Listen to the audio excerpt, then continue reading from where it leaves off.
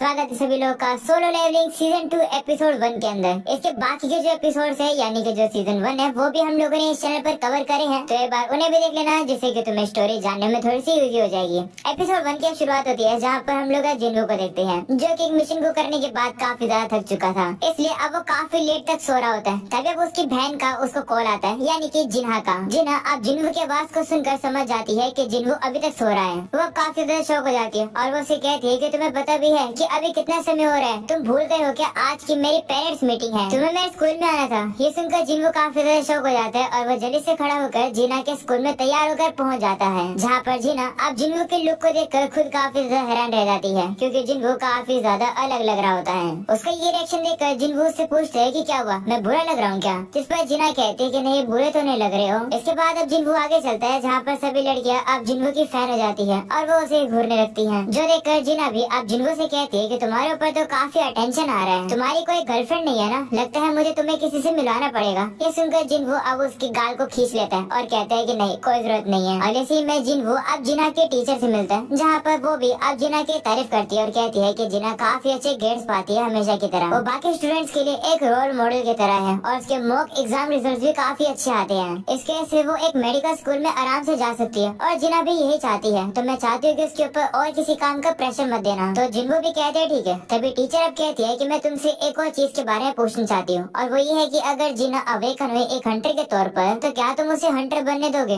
ये सुनकर जिन्हू थोड़ा सोचता है और टीचर से कहता है कि नहीं। जो सुनकर टीचर कहती है कि मुझे लगा ही था। जिस पर जिन्हू कहता है कि आपने वैसे पूछा क्यों? तो टीचर कहती है कि मैं चाहती हूँ कि तुम मेरे लिए एक काम करो। अलिसी में अब हम लोग को सॉन्ग का दिखाया जाता है जो कि एक बिल्डिंग से बाहर निकलती है और वो देखती है कि जिन्हू बाहर खड़ा होता है। जिन्हू को देखकर उसे याद आता है कि जिन्हू तो वही है जिसके साथ वो पहले भी रेड बैटल में जा चुकी है। वो कंफ्यूज हो जाती है कि आखिर ये यहाँ क्या कर रहा है। तभी जिन्हू अब उसे अपनी और जिना की पिक्चर दिखाता है। वो उसे कहता है कि क्या तुम जिना को पहचानती हो? वहीं पर सॉन्ग जो कि जिना की दोस्त है वो भी अब उसे पहचान जाती है और अब वो जिन्हू से कहती है कि क्या तुम जिना के बड़े भाई हो? इस पर जिन्हू भी कहते हैं हाँ। ये सुनकर सॉन्ग अब समझ आती है कि आखिर जिन्हू यहाँ पर क्यों आया है और अब वो उसे कहती है कि मुझे नहीं पता कि हमारे टीचर ने तुमसे क्या कहा है, पर मैं वापस स्कूल नहीं जाऊंगी और हंटिंग को क्विट नहीं करूंगी। तो जिन्हू अब उसे कहता है कि तुम एक ई रैंक की हंटर हो, तुम अगर ऐसे जियोगे तो तुम ज्यादा पैसे नहीं कमा पाओगी, तुमने सिर्फ एक ही बार पैसे कमाए थे और वो भी हमारी स्ट्राइक टीम के साथ। इस पर सॉन्ग अब कहती है कि अगर तुम मुझे लेक्चर करने आए हो तो तुम यहाँ से चले जाओ। तो जिन्हू अब उसे कहता है कि मैं तुम्हें यहाँ पर रोकने के लिए नहीं आया हूँ। इसके बाद अब अगले सीन में हम लोग को दिखाया जाता है कि वांग डोंगसो जो कि अमेरिका में था वो फाइनली यहाँ पर आ चुका है और अब उसे मिलने के लिए जिनचुल वहाँ पर आया है। ये देखकर डोंगसो भी हैरान हो जाता है और कहता है कि हंटर एसोसिएशन का मैनेजर मुझसे मिलने के लिए आया है। तो जिनचुल अब उसे कहता है कि तुम यहाँ पर कितने समय के लिए रहोगे? जिस पर डोंगसो कहता है कि मुझे कंट्री वैसे भी अच्छी नहीं लगती है, तो मैं ज्यादा समय के लिए नहीं रहूंगा। तो जिनचुल कहता है कि क्या तुम सेम में अपने होमलैंड में वापस इसलिए आए हो ताकि तुम उन दोनों को ढूंढ सको? जिस पर डोंगसो कहता है कि तुम्हें आंसर पता ही है तो तुम पूछ क्यों रहे हो? तुम सर्वेलेंस टीम के अंदर हो, तुम्हें पता तो होना ही चाहिए क्या कि कार में उस ई रैंक और डी रैंक के हंटर के साथ डंजन में जाकर क्या करने वाला हूँ और मुझे पता है कि तुम इतने भी बेवकूफ नहीं हो कि तुम मुझे रोकने आए हो। ऐसा बोलने के बाद अब डोंगसो अपनी पावर का यूज करके जिनचुल को डराने लगता है, जिस पर जिनचुल कहता है कि मैं तो बस अपनी जॉब करना चाहता हूँ। ये सुनकर डोंगसो भी अब वहाँ से चला जाता है। अगले सीन में हम लोग को चोई को दिखाया जाता है जो कि अब प्रेसिडेंट गो से कहता है कि जो वो एंट मॉन्स्टर है उनके अब पंख भी आ चुके हैं, यानी कि वो उड़ भी सकती है, लेकिन सिर्फ शॉर्ट डिस्टेंस के लिए। अभी के लिए तो हमें इतना ही पता चला है, क्या पता वो बाद में ज्यादा उड़ने लग जाए। जिस पर गो कहते हैं कि ठीक है अरेंजमेंट करो और इसको पूरा अच्छे से पता लगाओ। जिस पर चोई भी कहते हैं ठीक है। अगले सीन में अब जिन्हू को वापस से दिखाया जाता है जो कि मैनेजर आहान और ह्यूम से मिलता है। आहान भी अब जिन्हू को देखकर कहते हैं कि काफी समय बाद मिल रहे हैं, मुझे लगा नहीं था कि ये तुम हमें कांटेक्ट करोगे। तभी वहाँ सॉन्ग भी आ जाती है। उसे देखकर आहान कहती है कि मुझे याद है तुम तो उसी दिन आई थी ना उस रेड बैटल में। तो सॉन्ग भी कहती है हाँ। वहीं जिन्हू अब उन लोगों से कहता है कि माफ करना कि मैं थोड़ा बोझ बढ़ा रहा हूँ और मैं चाहता हूँ कि मैं इस लड़की को थोड़ी ट्रेनिंग दूँ। जिस पर वो लोग कहते हैं कोई बात नहीं, हमें पता है कि तुम आराम से इसे हैंडल कर लोगे, तुम्हारी टाइमिंग वैसे भी सही है। आज सुबह सुबह ही ये सी रैंक का डंजन खुला है। उन लोगों को बातें करते हुए देख एक बंदा वहाँ पर आ जाता है और लोगों से कहता है कि तुम लोग कितनी बात करोगे? हमें अब पता चलता है कि इस बंदे का नाम है किमचुल और ये एक ए रैंक का टैंकर है।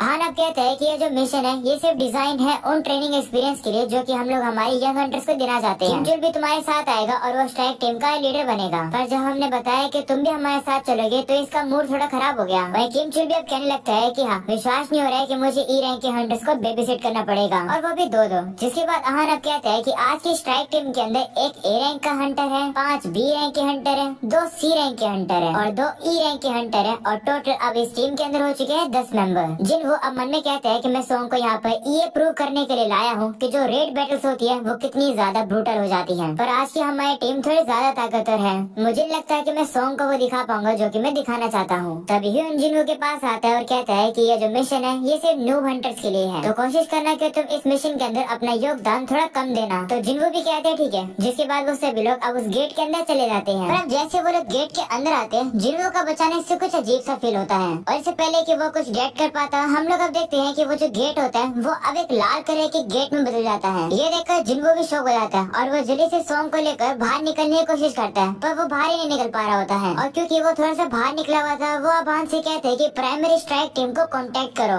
ऐसा बोलने के बाद जिन वो बंदा चला जाता है। अगले सीन में इसी चीज के बारे में अब बेग को भी पता चलता है। इसके बारे में वो सुनकर भी हैरान हो जाता है और कहते हैं कि मैं अभी के अभी वहाँ आता हूँ। अगले सीन में हम लोग जिन्हों और बाकी सभी लोग को देखते हैं जो कि अब एक बर्फीले इलाके में आ जाते हैं। वहीं सभी लोग भी अब काफी ज्यादा कंफ्यूज हो जाते हैं और कहते हैं कि गेट कहाँ पर गायब हो गया, आखिरकार हम लोग अब वापस कैसे जाएंगे। तो किम चुल अब सभी को बताता है कि ये एक रेड गेट है, जो सुनकर सभी लोग हैरान हो जाते हैं। वहीं सॉन्ग भी पूछती है कि ये रेड गेट क्या होता है, जिस पर जिन्हों बताता है कि रेड गेट बाकी गेट से अलग होता है। रेड गेट तुम्हें दूसरी ही किसी डंजन में लेकर चला जाता है और जब तक तुम बॉस को नहीं हरा देते हो या फिर जब तक डंजन अपने आप से नहीं खत्म हो जाता तब तक तुम यहाँ से नहीं जा सकती हो और बाहर से भी हमारी कोई भी मदद नहीं करी जा सकती है। और यहाँ के जो मॉन्स्टर्स है वो भी काफी ज्यादा पावरफुल होते हैं। ये सुनकर सॉन्ग अब कुछ बोलने वाली होती है, पर तभी हम लोग अब देखते हैं कि कोई सॉन्ग के ऊपर हमला कर देता है और साथ में एक बंदे के ऊपर भी। उस हंटर को तो हमला लग जाता है, पर हम लोग अब देखते हैं कि जो हमला सॉन्ग को लगने वाला होता है उसे अब जिन्हों अपने हाथों से ही पकड़ लेता है। वहीं ये सब चीजों को अब एक लड़की हंटर भी देख लेती है। वो लोग अब देखते हैं कि उन लोग के ऊपर हमला करने वाले आइस एल्फ होते हैं जो कि पेड़ पर बैठकर हंस रहे होते हैं। वो देखकर जिन्हों अब सोचता है कि ये जो एल्फ है ये सबसे कमजोर लोगों पर ही हमला कर रहे हैं पहले। तभी एक एल्फ जिन्हों को चिढ़ाने लगता है, जो देखकर जिन्हों भी गुस्से में आ जाता है, जिसके बाद वो एल्फ वहाँ से चले जाते हैं। तभी सॉन्ग अब जिन्हों से कहती है कि ये लोग कौन थे, तो जिन्हों बताते हैं कि ये आइस एल्फ थे और क्योंकि ये काफी ज्यादा क्रूएल होते हैं बिल्कुल डीमंस की तरह, इसलिए लोग इन्हें आइस लेयर्स बुलाते हैं। जो सुनकर सॉन्ग हैरान हो जाती है। तभी किम चुल सभी लोगों से कहता है कि क्योंकि तुम सभी लोग को पता ही है कि रेड गेट की वजह से हमें बाहर से कोई भी सपोर्ट नहीं मिल सकता है, हम लोग को अकेले ही लड़ना होगा। और सिचुएशन को देखकर मैं तुम लोगों से ये सलाह दूंगा कि तुम हाईएस्ट रैंक वाले हंटर्स की बात को मानो अगर तुम्हें सर्वाइव करना है तो, यानी कि तुम सभी मुझे ओबे करो, पर मैं तुम सभी लोगों को अकेले नहीं संभाल पाऊंगा। इसलिए हम लोग 2 ग्रुप में डिवाइड हो जाएंगे, जिससे हमारे सर्वाइवल के चांस और बढ़ जाएंगे। क्योंकि अगर हम लोग ऐसे खड़े होकर डिबेट करते रहेंगे तो हम लोग यहाँ पर जमकर मर जाएंगे। और जो मुझे फॉलो करेगा मैं उसको गारंटी देता हूँ कि मैं उस बंदे को जिंदा बाहर निकालूंगा। ये सुनकर अच्छे रैंक वाले हंटर्स उसे ज्वाइन करने के लिए तैयार हो जाते हैं, पर जो एक लोअर रैंक वाला हंटर होता है वो भी अब कहता है कि मुझे भी ज्वाइन करना है। पर तभी किम चुल उसे धक्का मार के नीचे गिरा देता है और कहता है कि तुम ज्वाइन नहीं करोगे। ऐसा बोलने के बाद वो बाकी के जो लोअर रैंक वाले हंटर्स होते हैं उन्हें साइड कर देता है। वो सभी को ये बताता है कि हम लोग यहाँ पर जितने दिन सर्वाइव करेंगे इसका मतलब है कि बाहर की दुनिया में 1 घंटा बीतेगा, यानी कि हम लोग इस जगह पर महीनों के लिए फंसे रह सकते हैं। इसलिए तुम सभी कमजोरों का ख्याल मैं नहीं रख सकता हूँ, तुम लोग को इतनी डिप्रेस होने की जरूरत नहीं है। तुम लोग तब तक वेट करो जब तक हम लोग बॉस को नहीं हरा सकते हैं, इसके बाद हम लोग एक साथ घर चलेंगे, तब तक तुम लोग जिंदा रहना। तभी बचाने से वही लड़की अब किम चुल से कहती है कि मैं इन कमजोर लोगों को ज्वाइन करूंगी। तो किम चुल भी कहते हैं ठीक है। ऐसा बोलने के बाद अब अपने मन में सोचते है कि क्या इस हंटर को इन सभी लोगों पर दया आ रही है, ये कितनी बेवकूफ है। तभी वो लड़की अब जिन्हों के पास आती है और कहती है कि किम चुल ने वो एरो नोटिस तक नहीं किया, पर तुमने कर लिया, इसका मतलब है कि तुम एक ई रैंकर नहीं हो ना, या फिर तुम्हारी रैंक उससे भी ज्यादा हाई है। इस बात पर जिन्हों उसे कोई भी रिप्लाई नहीं देता है। इसके बाद अब किम चुल उन लोगों से कहते हैं कि हम लोग क्लियरिंग वाले रास्ते पर जाएंगे। तो जिन्हों भी कहते हैं ठीक है, तो फिर हम लोग जंगल की तरफ जाएंगे। ये सुनकर किम चुल अपनी टीम को वहाँ से लेकर चला जाता है। अगले सीन में किम चुल अब अपनी टीम के साथ आगे चल रहा होता है, पर तभी वो लोग पेड़ पर कुछ निशानों को देखते हैं जो कि पंजों के निशान होते हैं। किम अब कहता है कि ये एक आइस बियर का काम है। वो अब कहते हैं कि हम लोग बेसिकली उन ई रैंक के ग्रुप को मरने के लिए छोड़ रहे हैं, वो लोग बचने भी नहीं वाले हैं। तभी किम अब सोचता है कि उस पार्टी के अंदर एक सी रैंक और बी रैंक के हंटर भी है, पर फिर भी मैं ऐसा अज्यूम क्यों कर रहा हूँ कि वो जो ई रैंक का बंदा है वो उस टीम का लीडर है। तभी अचानक से उन लोग के सामने काफी सारे आइस बियर्स आ जाते हैं और वो लोग भी उसे लड़ने के लिए तैयार हो जाते हैं। इसके बाद अब एक भालू किम चुल के ऊपर हमला कर देता है, पर किम चुल अपनी शील्ड को आगे कर देता है, जिससे कि उस भालू के जो भी नाखून होते हैं वही टूट जाते हैं। जिसके बाद किम चुल अब उस भालू के ऊपर हमला करके उसे मार देता है और अब वो बाकी के भालुओं से भी लड़ने लगता है। और इसी में अब उसी लड़की को दिखाया जाता है जो कि उन लोगों को रोकती है और कहती है कि ये तो काफी ऑब्वियस है, यहाँ पर इतने सारे पंजों के निशान है, इसका मतलब ये फॉरेस्ट सारा आइस बियर से भरा हुआ है, हमें यहाँ से भाग जाना चाहिए। तो जिनको कहते हैं कि लेकिन हम लोग इसलिए ही यहीं पर आए हैं क्योंकि ये भालू की टेरिटरी है, तो हम लोग को उन एल्फ की चिंता करने की जरूरत नहीं रहेगी कि वो जो एल्फ है वो काफी ज्यादा इंटेलिजेंट लोग हैं, पर हम लोग भालुओं को तो हरा सकते हैं। ये सुनकर वो लड़की कहती है कि मैंने सोचा नहीं था। तभी जिन्हों अब कहता है कि यहाँ पर काफी ठंड हो रही है। ऐसा बोलने के बाद वो अपनी इन्वेंट्री से सभी के लिए गर्म कोट निकाल देता है, जो देखकर सभी लोग हैरान हो जाते हैं कि आखिरकार जिन्हों ने ये कैसे कर दिया। इसके बाद वो सभी लोग भी अब उन कोट को पहन लेते हैं। इसके बाद सोंग अब जिन्हों से कहने लगती है कि आखिरकार तुम कौन हो। तो जिन्हों अब उसके सर पर हाथ रखता है और कहता है कि मैं ही तुम्हें यहाँ पर लेकर आया हूँ, तो तुम्हें सेफली यहाँ से लेकर जाना मेरी रिस्पॉन्सिबिलिटी है, पर मुझसे ज्यादा क्वेश्चन मत पूछना। तो सोंग भी मान जाती है और वो थोड़ी सी शर्माने भी लगती है। जिसके बाद जिन्हों बाकी के 2 हंटर से भी कहता है कि तुम लोग भी मुझसे कुछ मत पूछना। तभी अचानक से उन लोग के सामने आइस बेर आ जाता है, जो देखकर वो लोग डर जाते हैं। पर जिन्हों उन लोगों को पीछे हटने के लिए कहता है। तभी जिन्हों अपने टाइटल को चेंज करके वुल्फ असैसिन में बदल लेता है, जिससे कि एनिमल टाइप मॉन्स्टर के ऊपर उसका जो डैमेज है वो 40% एक्स्ट्रा होगा। और इसी में हम लोग बेक को भी देखते हैं, जो कि अब गेट के पास पहुंच चुका है। वो अब गेट को खोलने की कोशिश करता है, पर वो गेट तो अब सील हो चुका है। वो अब कहते हैं कि अगर हम लोग लकी हुए तो ए या फिर बी रैंक के जो हंटर है वो जिंदा वापस आ जाएंगे। सब कुछ किम चुल के ऊपर डिपेंड है। तभी आहान उसे बताते हैं कि एक्चुअली एक और पर्सन है जो कि स्ट्राइक टीम के साथ गया है। उस बंदे का नाम जिन्हों है। रिसेंटली वो मुझे इंटरेस्टिंग लगा। उसकी रैंक तो ई है, पर मुझे शक है कि वो रीअवेकन्ड हुआ है।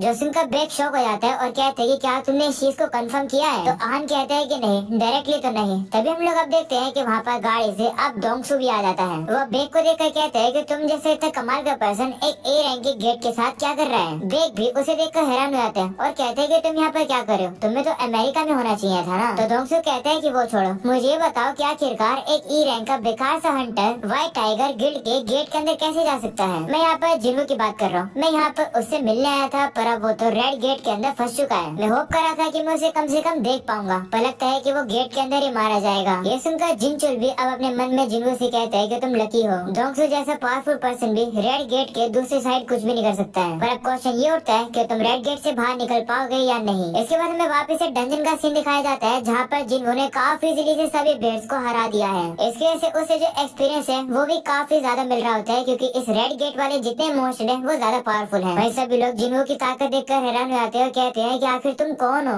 जिस पर जिन्हों अब भी कोई रिप्लाई नहीं देता है। अगले सीन में वो सभी लोग अब बेर के मीट को खा रहे होते हैं। वो लोग अब इसी चीज के बारे में बात कर रहे होते हैं कि किस तरीके से जिन्हों ने सभी भालुओं को अकेले ही हरा दिया। वही सोंग कहती है कि जिन्हों अभी भी लड़ने गया हुआ है, वो कितना ज्यादा अजीब है। अगले सीन में जिन्हों अब भालुओं की काफी बड़ी केव के पास ही आ जाता है, जहाँ वो देखता है कि सामने से जितने भालू हैं वो बहुत ही ज्यादा हैं। जिन्हें देखकर जिन्हों कहते हैं कि तुम लोग भी ज्यादा हो, तो चलो मैं भी अपने आप को ज्यादा बना लेता हूँ। ऐसा बोलने के बाद जिन्हों शैडो मोनार्क आर्मी और इग्रिस को सभी को बाहर निकाल लेता है उन भालुओं से लड़ने के लिए। वह वो सभी लोगों से कहता है कि तुम सभी की पहली जॉब है। हम लोग अब देखते हैं कि अब जिन्हों की सारी आर्मी जाती है और अब उन भालुओं के ऊपर हमला करके उन्हें हराने लगती है। वो सभी लोग अब लड़े रहे होते हैं, पर तभी जिन्हों नोटिस करते हैं कि उसका जो एमपी है वो काफी तेजी से जा रहा है। इतना उसने एक्सपेक्ट ही नहीं किया था। तभी अब वहाँ पर इन सभी भालुओं का लीडर भी आ जाता है, जो कि हमला करके शैडो मोनार्क आर्मी के ऊपर भारी पड़ रहा होता है। वो लोग अब अपनी पूरी ताकत लगा देते हैं और जिन्हों का सारा एमपी भी खत्म कर देते हैं, पर फिर भी वो लोग उस भालू को नहीं हरा पाते। ऐसे जिन्हों के पास बिल्कुल ही माना नहीं बचता है शैडो सोल्जर्स को वापस से समन करने का। इसलिए जिन्हों इग्रिस को भेजता है उस भालू को हराने के लिए। इसके बाद वो भालू भी अब इग्रिस से लड़ने के लिए तैयार हो जाता है। उन लोग की बैटल अब काफी ज्यादा खतरनाक चलती है। इग्रिस अब उस भालू के अटैक को डॉज करके उस भालू को काफी ज्यादा अच्छा डैमेज कर देता है। इसी तरीके से इग्रिस अब काफी पावरफुल तरीके से इधर उधर जाकर उसके ऊपर हमला करके उसे घायल करने लगता है, जो देखकर जिन्हों भी इग्रिस की तारीफ करने लगता है। पर तभी वो भालू अब अपनी और भी खतरनाक पावर को यूज करने वाला होता है, पर इससे पहले कि वो ऐसा कर पाता, इग्रिस अब अपनी तलवार से हमला करके उस भालू की गर्दन को ही काट देता है। जिसके बाद अब उस भालू का सर उड़कर सीधा जिन्हों के सामने आकर गिर जाता है। ये देखकर जिन्हों भी डर जाता है और वो अपने मन में कहते हैं कि अगर मेरी जो फाइट इग्रिस के साथ हुई थी उसमें इग्रिस अपनी तलवार को सारे टाइम तक यूज करता, तब वो मुझे मार भी सकता था। मैं इग्रिस से अभी कमजोर हूँ। इसके बाद इग्रिस अब जिन्हों के सामने आकर बाव करके बैठ जाता है, तो जिन्हों भी अब उसके कंधे पर हाथ रखता है और कहता है कि तुमने काफी अच्छा काम किया। इसी में हम लोग अब किम चुल को देखते हैं, जिसकी हालत अब काफी ज्यादा बुरी हो चुकी है। साथ में अब उसके जितने भी टीममेट्स होते हैं वो भी मारे जा चुके हैं। एक बंदा बचा हुआ होता है, वो मदद मांगता है, पर तभी बचाने से वो जो एल्फ होते हैं वो उसके ऊपर तीर मार के उसे खत्म कर देते हैं। जो सुनकर किम चुल भी डर जाता है। वो कहता है कि ये तो इम्पॉसिबल है। वो कह रहा होता है कि मुझे व्हाइट टाइगर गिल्ड के एलीट को ज्वाइन करना है, मेरे साथ ऐसा नहीं हो सकता है, मैं मर नहीं सकता हूँ। तभी उसका एक साथी उठता है और कहता है कि कैप्टन मुझे बचा लो। वो जैसे ये बात बोलता है तभी वहाँ पर एक आइस एल्फ आता है और अब उस बंदे के ऊपर हमला करके उसे मार देता है। और अब वो काफी ज्यादा खतरनाक तरीके से किम चुल को देखने लगता है, जो देखकर किम चुल भी काफी ज्यादा डर जाता है और अब वो डर के मारे वहाँ से भाग ही जाता है। और अब उसे वहाँ से भागता हुआ आइस एल्फ का लीडर भी वहाँ से देख रहा होता है। और अब यही हो जाता है ये एपिसोड खत्म। और अब इससे पहले कि तुम लोग कंफ्यूज हो जाओ कि आखिरकार इस चैनल पर ये वीडियो कैसे आ रही है, तो मैं तुम लोग को सिंपली समझा देता हूँ कि भाई हमारे मेरे चैनल पर जितनी भी स्ट्राइक्स आई हुई थी वो सभी स्ट्राइक्स अब हट चुकी हैं। इसके लिए मैं तुम सभी लोगों का शुक्रिया करना चाहता हूँ कि तुम सभी लोगों ने प्रे किया और हमारा फाइनली ये चैनल बच चुका है। अब आगे से डेली इस चैनल पर और मेरे सेकंड चैनल यानी कि ओरिकेमी 2.0 दोनों पर डेली वीडियोस आएंगे। तो भाइयों अब तो डबल मजे आने वाले हैं, इसलिए मैं तुम लोग को रेकमेंड करूंगा कि भाई दोनों चैनल को सब्सक्राइब कर लो। फिर से तुम सभी लोग को एकदम तहे दिल से शुक्रिया। मैं मिलूंगा तुम लोगों से अगले एपिसोड में, तब तक के लिए पीस आउट।